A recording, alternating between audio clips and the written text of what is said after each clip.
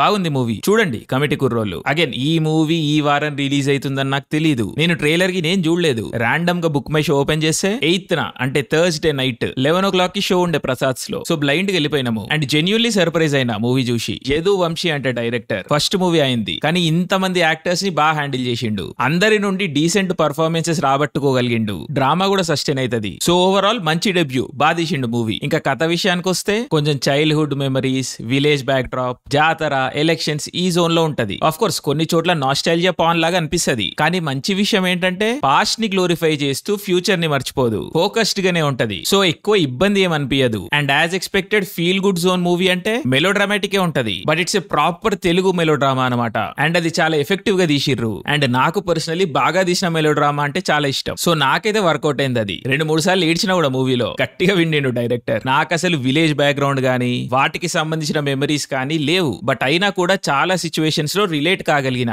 So movie చాలా మందికి relatable ఉంటది ఫర్ షూర్. అండ్ ఇంకో పెద్ద స్ట్రెంత్ ఏంటంటే మూవీకి హీరోయిక్ ఎలిమెంట్స్ ఉంటాయి మూవీలో. కానీ ఎవరిని కూడా హీరోస్ చేసి చూపించదు. మెలో డ్రామాటిక్ ఉన్నా కూడా సిచ్యువేషన్స్ మాత్రం గ్రౌండెడ్ ఉంచుతుంది. అది బాగా అనిపించింది. అగైన్ ఇందాక చెప్పినట్టు అందరూ యాక్టర్స్ డీసెంట్ గా చేసిర్రు. మూవీ బ్యాక్ డ్రాప్ వచ్చేసి గోదావరి. సో యాక్సెన్స్ అవి కరెక్ట్ గా ఉండాలి. నాది గోదావరి కాదు. సో అందరూ కరెక్ట్ గా మాట్లాడిరో లేదో నేను చెప్పలేను. కానీ వింటున్నంత సేపు నాకు ఇన్కన్సిస్టెన్సీస్ ఆడ్ గా అనిపించడం ఏం జరగలేదు. సో నేచురల్ గానే అనిపించింది. అండ్ గోదావరి జిల్లా కాబట్టి లొకేషన్స్ అవన్నీ ప్లెజెంట్ గా ఉన్నాయి. కల్చర్ ని, సిచ్యువేషన్స్ ని, మనుషులని చాలా బాగా రిప్రజెంట్ చేసిర్రు. అండ్ ఇంకా వేరే టెక్నికల్ విషయాలకు వస్తే మ్యూజిక్ బాగుంది, పాటలు బాగున్నాయి. అండ్ మూవీ చూడడానికి నీట్ గా ఉంది. So decent camera work. And starting లో చూసి మూవీ మొత్తం ఫీల్ గుడ్ జోన్ లోనే ఉంటది అనుకున్నా. కానీ సర్ప్రైజింగ్లీ కొన్ని కాంప్లికేటెడ్ టాపిక్స్ ని కూడా టచ్ చేస్తుంది. ఇంటర్వెల్ నుండి కొంచెం ఈ జోన్ లోనే ఉంటది మూవీ. థర్డ్ యాక్ట్ మొత్తం ఒక ప్రొలాంగ్డ్ ఎలక్షన్ పోర్షన్ ఉంటది. అండ్ అక్కడ మనకి కొన్ని యూనిక్ టేక్స్ కనిపిస్తాయి. అండ్ రియాలిటీకి చాలా దగ్గరగా తీసిర్రు ఆ సీక్వెన్సెస్ అన్ని. ఆఫ్ కోర్స్ కొన్ని డైరెక్ట్ పొలిటికల్ స్టాన్సెస్,